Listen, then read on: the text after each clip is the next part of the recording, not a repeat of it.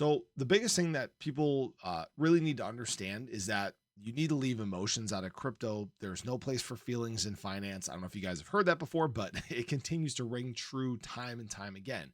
And what's interesting is I woke up this morning and I'm looking through all these different pieces of data, and I have a really strong gut feeling that by Thursday prices are going to be higher. Now, like it says below, this isn't to guarantee your financial advice or anything like that, but I want to show you guys exactly what I'm looking at because we have seen these things happen before, and it has led to those exact pushes in prices like we're wanting to see. So if you guys are new or haven't already, make sure you hit that subscribe button down below. Hit that bell again. It's free to do. It'll keep you updated anytime there's new content live here on the channel.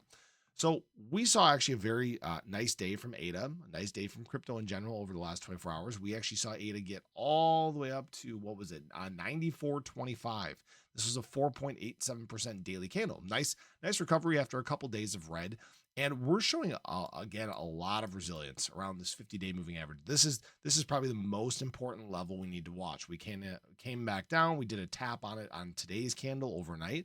But even now, we're floating right around 90 cents. And looking fairly good. I would love to see this continue over the next 24 hours. And what we also got in terms of BTC was a very important double tap. All right. So we've now had a couple support tests on BTC. It is at its 50-day moving average. And you saw this retrace very quickly. You saw a lot of strength in this as well. So we're seeing very, very important signs in the crypto market that it, in fact, wants to bounce and start working its way back to the upside. Now, nobody knows what's going to happen for sure. But at the same time, what we've seen, again, is a lot of strength from altcoins. Okay. Look at this. This is a negative almost 2% BTC dominance candle. That's a very significant move. And right now it's testing its 50-day.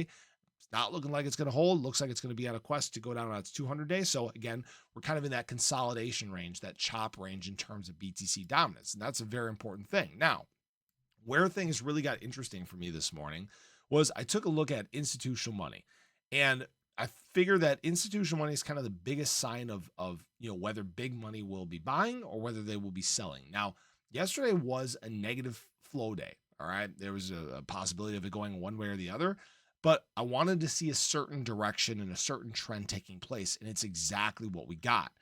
Although it was a red day, an outflow day in terms of institutional money, what we're seeing is these days shrinking.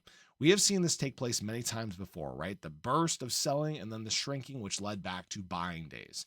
Burst back to buying days, burst back to buying days, right? This happens time and time again. Some of them do get freaked out and unload. Unfortunately, there are institutional players that do invest with emotion, go figure.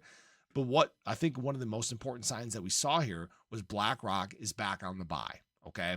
So these are pointing towards likely having a good week in terms of institutional money, and probably going to end up on a strong positive net flow week. All right. Same thing happened on the spot Ethereum side. Actually an inflow day, $130 million worth. And you guys can see BlackRock adding to their bags, $89 million worth of spot of ETH on the spot Ethereum ETF sign. So institutional money is showing you that they're getting close to the point, or at least BlackRock is at the point of adding once again, and others tend to follow in suit. Remember, BlackRock tends to kind of lead the way in these trends. Now, what we're also seeing as well is, again, whales back on the buy. We actually had the largest day of whale adding on ADA since November 29th. Okay. So this is the largest day this month. And what it's showing you is a lot of confidence in basically flowing back into the market. Okay.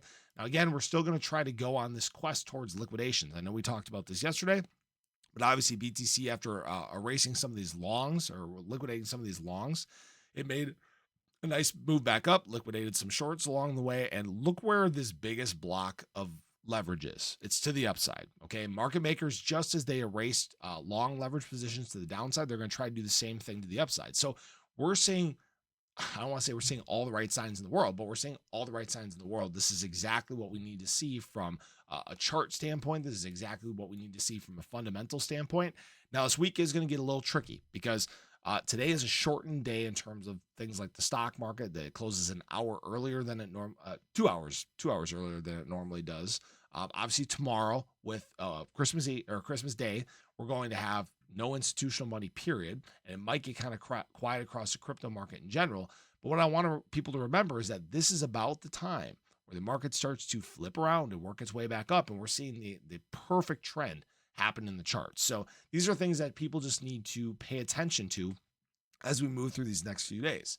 Now, again, there's no guarantees that these trends continue. I'd love to see them continue, and they're pointing towards the right direction. But remember, the crypto market is volatile. Things may still kind of chop around and bounce around, but know what 2025 is going to bring. Remember, this is a long-term game, and even if we don't get nice shorter-term moves back to the upside here this year, know that 2025 should bring those for us. So that's the biggest thing people need to remember. Don't get disappointed if it doesn't happen. But right now, signs are pointing to it happening. So, and again, if you guys are interested in checking out, obviously, BTCC, I love using BTCC. I do, again, have my long positions open on Margex. I got to get some capital back over to BTCC so I can use that. They're still up pretty big. My 801's up 120%. My SHIB one's up 130%. SHIB is looking good. I'll talk about SHIB today, obviously. But if you guys take a look at, obviously, BTCC, it's very easy to use. You guys can actually do up to 100x leverage. I think up to 500x leverage on some assets if you want. That's kind of wild to me, but you can earn up to $10,000 in deposit and trading bonuses. You can earn a 10% deposit bonus on your first deposit over $500. They've been around for 13 years. Good exchange. But have a great day. Share your love below. Let me know your thoughts. Where do you think we are going to be post-Christmas? Do we get this rally like we've been talking about? But have a great day. Show your love. I'll catch you guys in the next one. Take care.